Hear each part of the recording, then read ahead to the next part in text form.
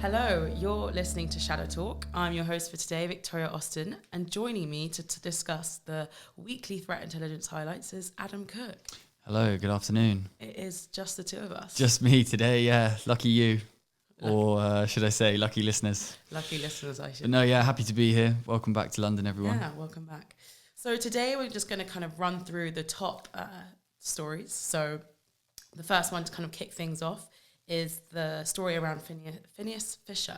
So this week, a threat group or a threat actor identified as Phineas Fisher published a manifesto encouraging hackers to carry out politically motivated attacks against companies that could lead to the disclosure of documents in the public interest. That announcement came as the hacker or group of hackers targeted a bank, which resulted in the theft of around 2 terabytes of data.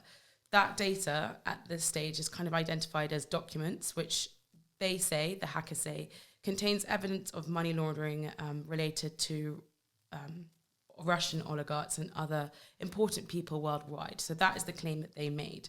So I think it's kind of worth just diving into the actual threat group or threat actor. So yeah, Adam, what do we know about these guys? So Phineas Fisher is probably best known for high-profile intrusions against the technical surveillance firm's hacking team and the Gamma Group, who were responsible for developing the remote control system and Fisher spyware tools, respectively. There was also the attack on Turkey's ruling party in 2016, which I think included the theft of about 300,000 internal emails and associated files. So almost certainly ideologically motivated, with an apparent anti-surveillance sentiment in there as well. Definitely. I think one thing to touch on, that I brought up, is that when they hacked this bank, they also brought out a manifesto. And in that manifesto, they encouraged a sort of kind of bug bounty program. So in this program, they offered around $100,000 to encourage other actors or hackers to target banks or oil companies. So what they're kind of trying to incentivize here is, I guess, criminal behavior. And the way that they kind of framed it is, we have this bug bounty program. And traditionally, if you think about a bug bounty program in security, that's seen as a very positive thing, you know. Mm-hmm. But here they're tarnishing the name. And I think that's obviously quite concerning in some ways. Absolutely. So the manifesto claimed to be offering sums of up to $100,000 in either Bitcoin or Monero cryptocurrency to any would-be hackers that carry out similar politically motivated attacks, as you said, or intrusions to steal data that Phineas Fisher seems to be interested in. So to clarify, Phineas has named this the Hacktivist Bug Hunting Program, as you said, which is somewhat of an ironic twist on traditional bug hunting programs, as you alluded to, they're more focused on fixing security issues as opposed to creating them. The manifesto, I think, listed some desirable targets as well. So that was including mining and livestock companies in South America, the Israeli NSO group, which is known for developing the Pegasus spyware, so kind of aligns with previous Phineas targeting in that sense. And I think there was a well-known oil company in there as well. And do we know anything specifically around the group's tactics at this stage? So, as short answer, no, not really. But Phineas is judged to have a greater capability than most of the run-of-the-mill hacktivists due to some of the high-profile targets that have been compromised in activity attributed to them. However, specific TTPs are always hard to pin down, especially with the theft of large data sets, because, you know, those people responsible are keen to hide their methods as best they can so that they can kind of replicate and do these things over and over again. It has been reported in the past that this hacktivist demonstrated their ability to use SQL injection in order to acquire data. So that's something that can likely be linked to them. I think they actually released a video demonstrating how they did it. So, you know, not afraid to show off in that sense. Yeah, and I guess hacktivism in general, overall, you know, on the podcast, we've discussed and we've highlighted that hacktivism overall is kind of not increasing and is actually decreasing. Mm-hmm. So how does this sort of fit in with hacktivism in general? Yeah, well, like you say, we've been discussing the general decline in rates of hacktivism, certainly throughout 2019. And it's something that's certainly been feeding into my assessments of late. This is likely due to increased security awareness around typical DDoS techniques, as well as a sustained effort from law enforcement agencies to impede lesser hacking groups. So I think there's two sides to it there. People are more aware of it, and there's also a more concentrated effort to shut this kind of stuff down. So, like you say, this incident is interesting as it kind of raises a couple of questions against this. You know, as a capable hacktivist, is Phineas trying to get the party started again with this manifesto? Recent exposure of data, like you said, from the Cayman National Bank, could be seen as them trying to incentivize and get things going, get more people interested, or, just get them started to do more politically motivated attacks. And by offering rewards on top of that, are they demonstrating, the ease of it, or, how to go about it? They're kind of leading the way and saying, if you carry this stuff out, I'll also give you significant wad of Bitcoin. Or, is this just a straightforward attention-grabbing ploy with no real truth behind it? There was quite a long manifesto. I'm sure there may have been some dodgy-ish claims in there. I'm not too sure. So, it's unclear. I think it would be a stretch to state that simply because of this manifesto, hacktivism is suddenly going to reemerge as a major or prevalent issue. But that being said, there are some pretty significant events on the horizon. Tokyo Olympics and US presidential election next year. Both are events that have attracted hacktivist activity in the past. So you never know. I wouldn't say that suddenly now all the hacktivists are going to creep out of the woodwork and start popping people again. But yeah. I think another thing to kind of consider here is where they're getting the money from. So the $100,000 is they have this money because they've engaged or have performed former hacking campaigns. Mm-hmm. So what they're doing is recirculating this money and incentivizing other hackers to get involved. So it's kind of like a fund campaign, a Kickstarter, which is obviously again being used in the wrong ways and demonstrates the kind of negative intentions that these criminals have, of course, with their money. They want to encourage more criminal activity. So yeah, I mean, traditionally hacktivism has always been based or kick-started with like a call to arms or a call to action. So the fact that this particular hacktivist or hacktivist group is now offering a lot of money to do so, it's an interesting angle. I don't think it's one that we've seen a lot of in the past. So yeah, it was certainly a story that stood out to me this week and the rest of the team. Definitely. Well, great. In other news, this week, a cybersecurity researcher has reported that a US-based National Veterinary Association experienced a ransomware attack. So in this case, around, I think, 700 animal care facilities had been affected with this ransomware. So probably worth going into, what specifically was affected. Mm-hmm. I don't know if you want to touch on that. Yeah. So I think it was most of the facilities associated with this organization that were located in the US, but there was also some in Canada, Australia, and New Zealand. And because of the attack, as traditional with most ransomware attacks, they were unable to access patient records, payment systems, and the veterinary's practice management software.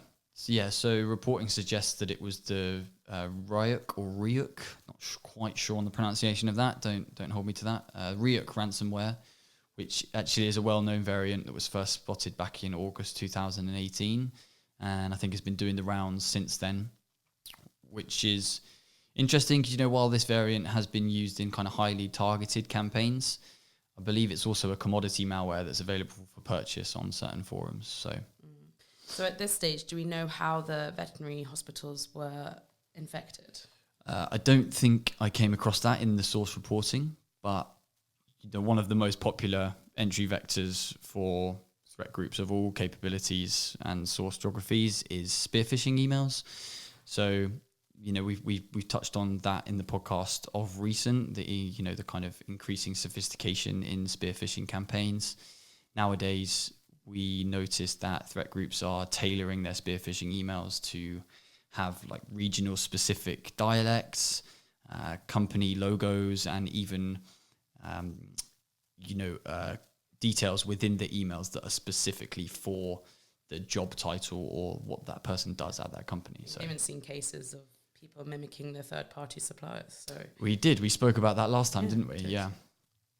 Absolutely. So I think, although it's unclear, it's likely that there was some kind of spear phishing involved. So I think previously in the podcast, we've touched on how ransomware impacts, local councils, it impacts hospitals. Mm-hmm. In this case, we're also seeing that it's affecting veterinary services. So ransomware takes no prisoners. So yeah, in this case, the impact is quite severe with especially pets. So absolutely. I think these reporting around ransomware attacks seems to be a weekly occurrence nowadays. And I think it's fair to say that increased availability of these tools and especially the growing ransomware as a service market has likely fueled this consistent trend. But what's concerning, like you say, in this instance is that the attack, reportedly separated these veterinary practices from stuff like their records and their payment systems, management software, etc. So while this is unlikely to have like an immediate threat to life or to pets' life, it's somewhat more concerning when an organization that's involved in medical procedures or practices comes to a standstill because of these attacks. I think it's fair to say that ransomware was unlikely to have been at the forefront of the average user's mindset before WannaCry crippled the NHS quite famously. So, in other news, we've also seen another ransomware campaign. In this case, it's a little different because it's targeting a different set of users. However, what happened, I guess, when we're talking about phishing campaigns, is it sent a fake Windows update to the victims, encouraging the users to download an attachment which actually contained the Cyborg ransomware variant, and this was claimed to be a critical software update. So, yeah, I guess in this case, this ransomware is a little more unique. I think, Adam, you have some points around this one. Yeah, Cyborg ransomware. Love the name. Naming conventions for ransomware and threat groups is like my favorite thing about cybersecurity. I'd love to have that as a part of my job spec one day. But yeah, like you say, the spoofing the file extension. So it was delivered as a spoofed JPEG file, which is a typical obfuscation technique. But the researchers who reported on this variant or this campaign were rightly concerned about the ransomware builder. So the source code used to create the ransomware and develop it was being discovered as available on a GitHub repository. It ties in quite nicely because GitHub recently launched its Security Lab initiative or project to try and help clean up the site. I think the primary goal is to fix critical bugs in the open source projects that are available on GitHub, but hopefully this will help prevent instances such as this where ransomware builders are subsequently made more available for anyone technically minded or less technically capable of building it themselves, but capable enough to pick up the source code or the builder and then go out ahead and use it themselves. So it ties in nicely to what we were talking about. There's the growing ransomware as a service market, which is making tools more available for purchase or for hire. But then there's instances such as this where you have basically free ransomware available on GitHub that anyone can pick up and use. I think that just demonstrates the unintended consequences of these social media platforms. GitHub is used, it's a community to encourage developers talking about source code in the same way that Facebook is used to talk to people in general, or Twitter to kind of tweet about your thoughts as well as other things.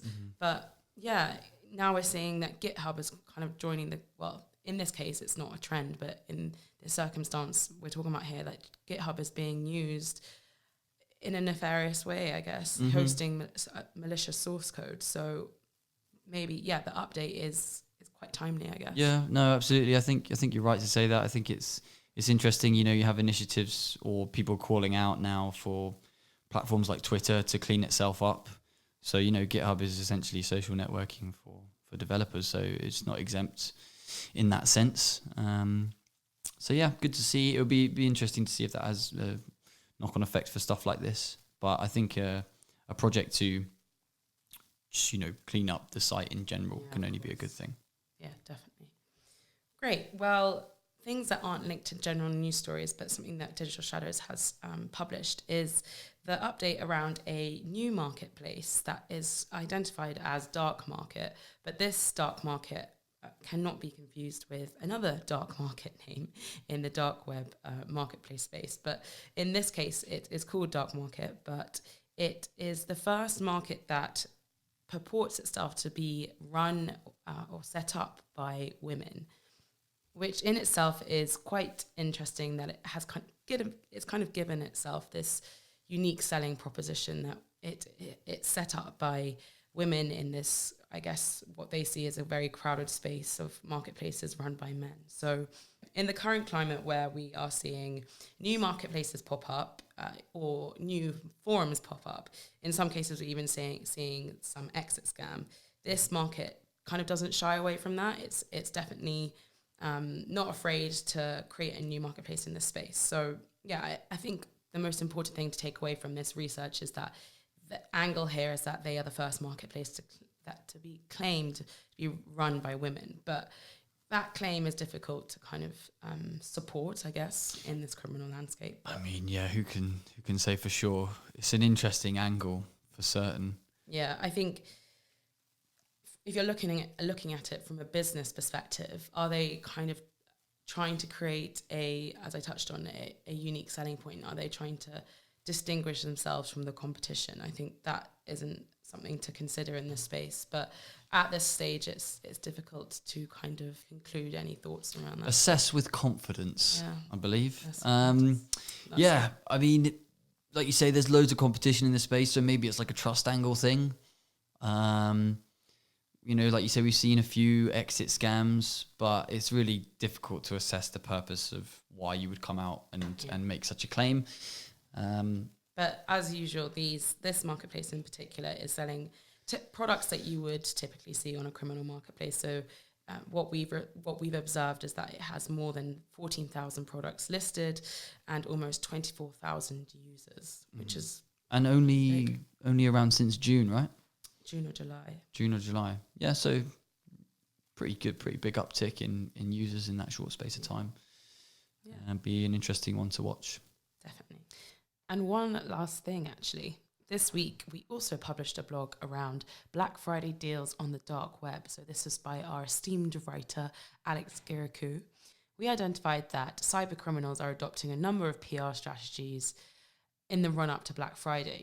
So this is quite a big holiday season. Thanksgiving is just around the corner.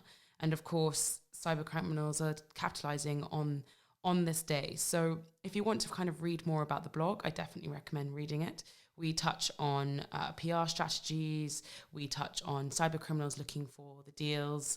We also touch on a number of ways that retailers can kind of prevent cyber criminals taking advantage of Black Friday. So yeah, just a few nuggets that are worth touching or kind of bringing out, just a few nuggets of goldness that Alex has kind of written about, and I definitely recommend reading it. That's at resources.digitalshadows.com. Alongside that, you can also find more information around the weekly IntSum that we publish every week. So that is also at resources.digitalshadows.com. And then for the regular listeners, just a kind of note to highlight or forewarn you that next week we do not have a shadow talk, kind of sad face, because it is the holiday season in America. So a very busy week, I guess, next week. So I hope you all enjoy. And for those in the US or for those who are celebrating Thanksgiving, I hope you have a lovely holiday. Thank you so much.